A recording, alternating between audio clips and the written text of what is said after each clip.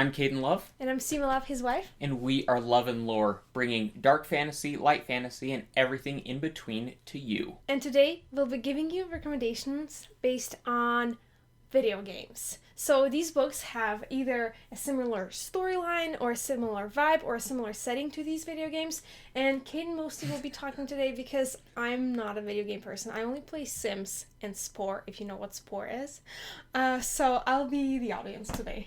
Well, if you like Spore, check out Children of Time by Adrian Tchaikovsky. I'm just reading this right now, but I love it, and it deals with evolution in a way that Spore does. So cool. This isn't much of a recommendation for that, but let's go ahead and kick it off by talking about something kind of simple along the lines of Sims. Minecraft, one of the biggest games ever, if not the best-selling video game of all time. And if you love the growing a farm as well as adventuring, you need to check out Seth Ring's Battle Mage Farmer. This book is super fun, and I did the audiobook, which was narrated by Michael Kramer, who does the Wheel of Time series and many of Brandon Sanderson's books.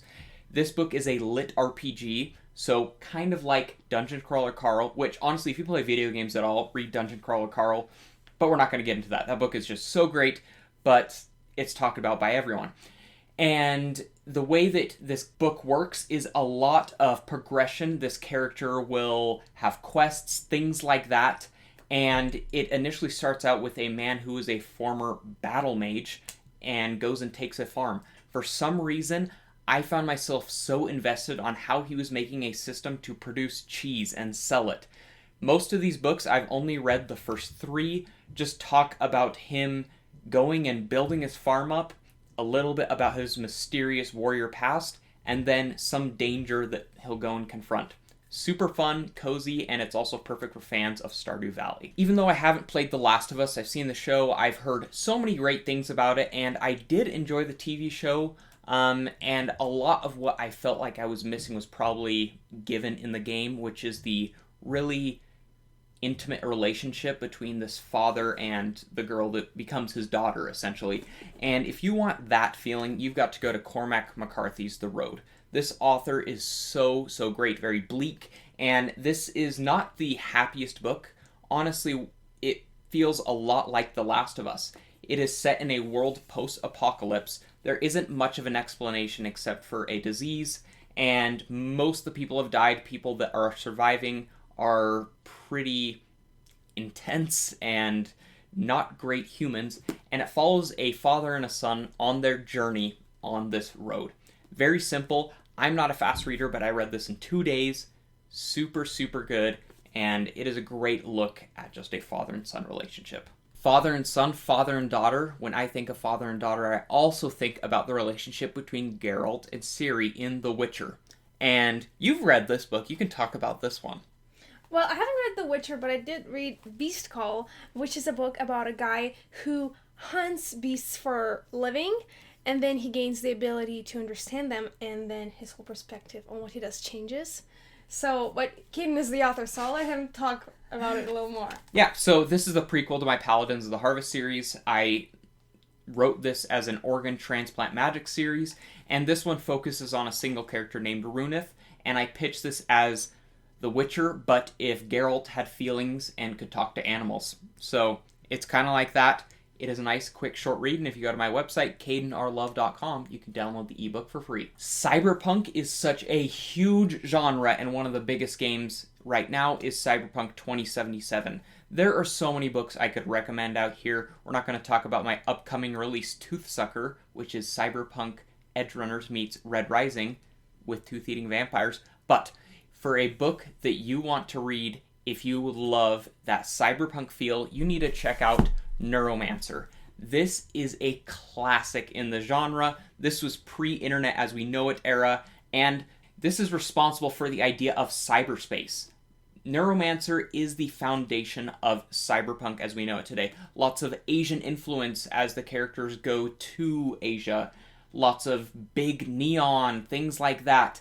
High-tech, low-life.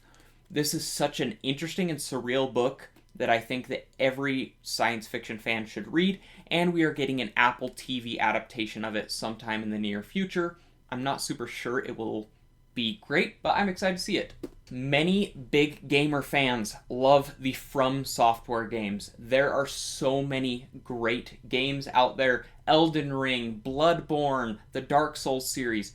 And the thing with these games is that they are very difficult to play and the lore is deeply hidden in there.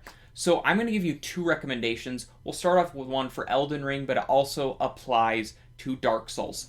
That is going to be Gardens of the Moon and the Malazan series by Steven Erikson.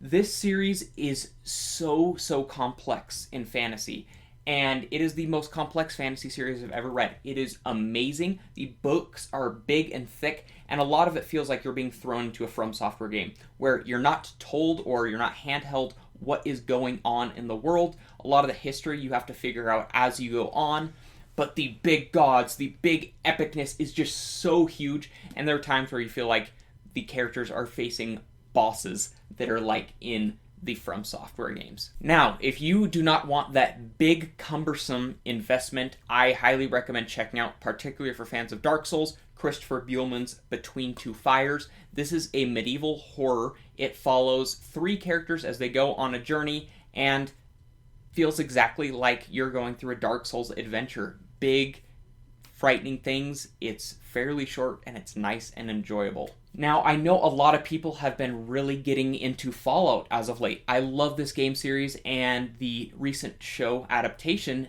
did a very good job. So if you want something that feels kind of like Fallout, that post-apocalyptic era, you need to check out A Canticle for Leibowitz. This one is a bit heavier, meaning that it is not just pure entertainment story. There's a lot of meaning and a lot of depth to this, and it follows a big civilization after a huge nuclear apocalypse.